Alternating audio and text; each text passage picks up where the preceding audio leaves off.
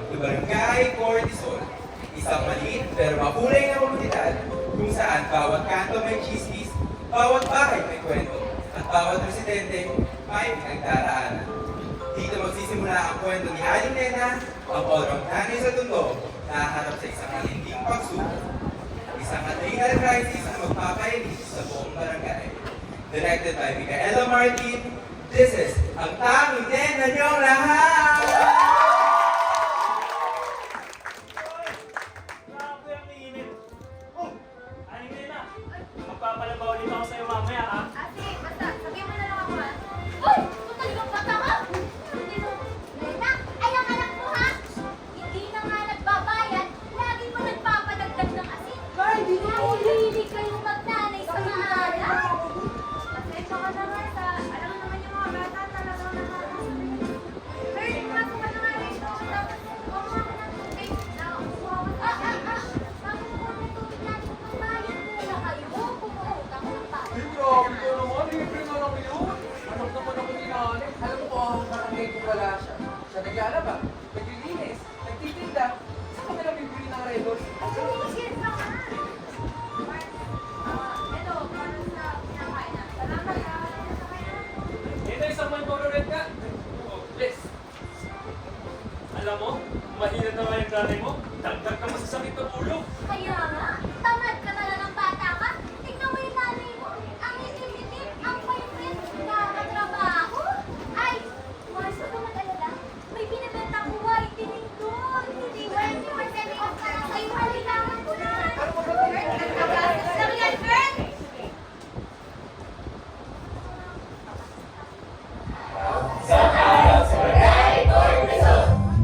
Tawag sa akin ay Aling Nena, the one and only, orong nanay sa todo. Ang dami-dami kong trabaho, may sari-sari store, naglalaba, naglalako. Ay, talaga ako na, ha? Ay, bili ko na to! Ay, ano to? Saan uniform ko?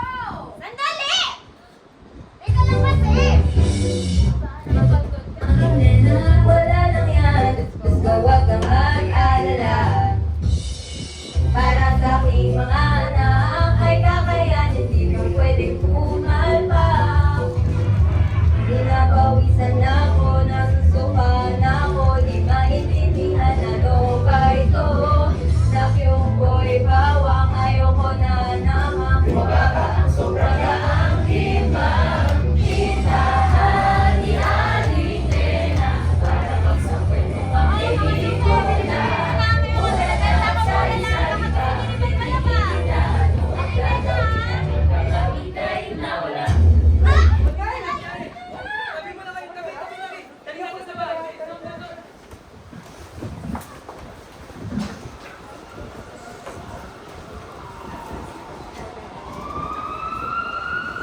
Ako si Hypothalamus at nakadetect ako ng stress. Attention troops! A stressor has been detected. Sergeants, sympathetic nervous system, pituitary gland, to your stations now!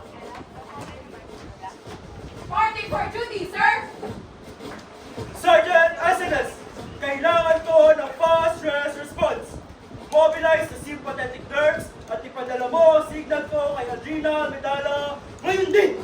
Sir, yes, sir! Transmitting your order to the periphery now! Private Adrenal Pagala, an order from the captain. We need you to start releasing epinephrine and norepinephrine. Message received! Excellent! Immediate survival response achieved! Sergeant Pituitary Gland, I need a long-term stress response. Here's a corticotropin releasing hormone. Make it into ACTH. Sir, yes, sir! CRH received. An adrenocorticotropic hormone is released into the bloodstream. Sir, adrenal cortex is not responding. Unacceptable! Kailangan ko ng long-term stress response. Sergeant, here's another CRH. Releasing another ACTH again, sir. Di pa rin nagre-respond si adrenal cortex. Naiipon at naiipon lang si ACTH. Kawawa si Aling Nena.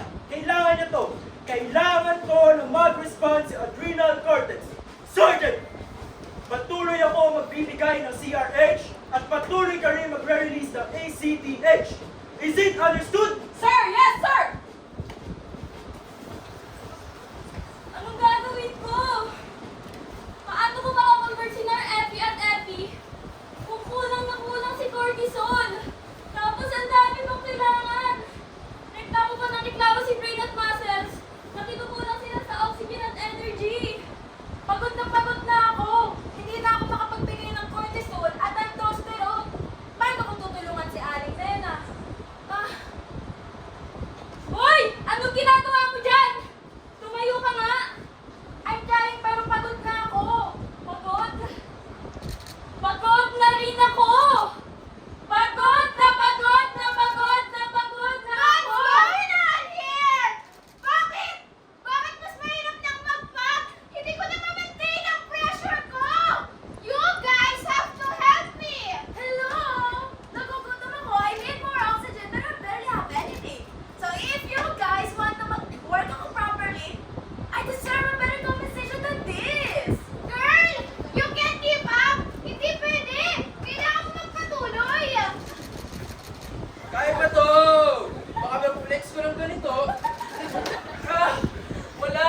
Kahit anong gawin ko, nangihina na talaga ako. Gustuin ko man, pero wala akong sapat na energy. Mo sila! Tignan mo tayo! Kapag nagpatuloy to, we lose control! And the body... The body will go into crisis!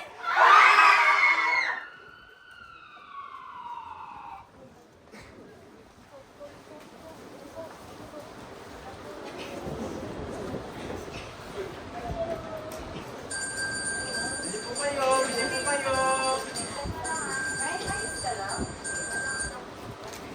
Nay?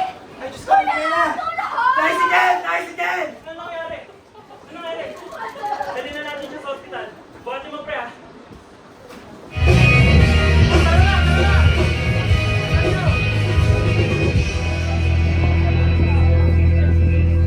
At di wala sa ipan ng ospital sa Maynila. Ano kayang nangyari? Si Nena ba'y huhuti? Halina't panoorin. Let's watch and see.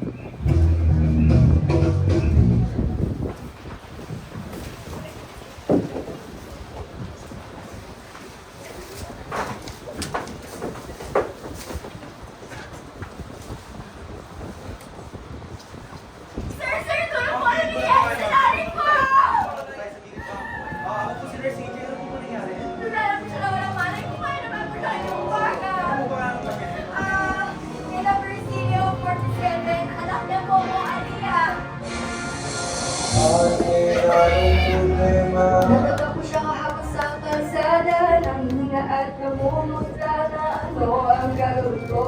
Senator lang sa Heard. Nag-auto sa isang 99%. Ibigay tayo ng oxygen to healthcare. Bakit nga ba tinatanungan lang po ako, ha? Ilan pa po ito nagsimula? Sa tingin ko po ay kagabi pa, masakit ang tiyan at ang likod niya at siya ay nalilito ko. Mamaisip ko kasi, sir, parang namin hypertension, diabetes, or higher blood pressure sa Wala naman po. Worst case, worst or any oxygen. Inilay,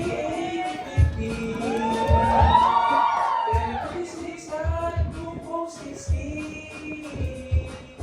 GCH like dark na pag-ibig. At ang puso niya ay 120. Bakit ka palagi ang storya? Patibay may napagiging kakaiba. Irritable ang buting payat at susuka. Kahapon siya ay natumba, kanya pala ka bang tumama. Maitim ang gilagid niya. May gamot pa siya. Kahit vitamins wala. Kapag visible yung trauma, Okay, bigyan ng PNNS at GPC bonus. Kailangan natin i-correct ang hypoglycemia. To the lab, CBC, BFP, ABG, CT. Check vital signs and GCS MBR. Maintain natin siya ng NPO. Prepare for insertion ng NGT at Polycat. Ano po ang hilig niya kainin, ma'am? Pilit po sa maalat, Dok. Dok, ano nangyari sa nanay ko? Hindi na po bahala. Gagawin po namin ang lahat ng makakaya namin, ma'am. We will try our best to figure out kung ano po nangyari. Sana'y di magmahali ang dati kong araw. Dahil